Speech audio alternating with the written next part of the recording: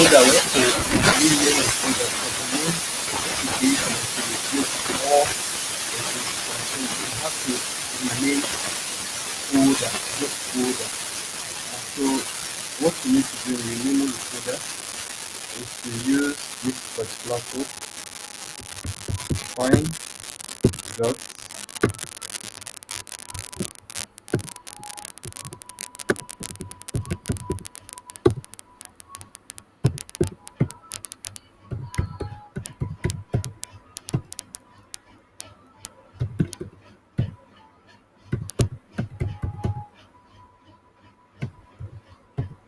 so you press enter.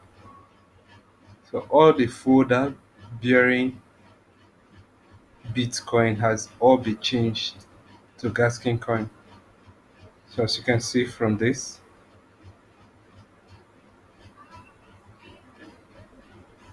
so this is how you can easily rename folder or folders bearing a particular name. You can change it to the preferred name of your choice. So the next thing we have to do is to go back to our source folder, LX, CD, SRC, LX.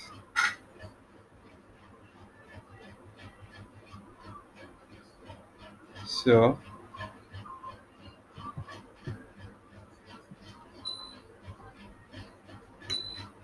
nano. So we are in the chain parameters.cpp. That's chain params.cpp. So continue from where we stopped earlier. So we've been able to change this SegWit height, which is this. Then the BIP9 warning height, which is this, is the SegWit activation height plus minor confirmation, which is 580 581 581. So we have to change the proof of work target time span. That of Bitcoin is 2 weeks, 14 times 24 times 60 times 60, which is equivalent to 2 weeks.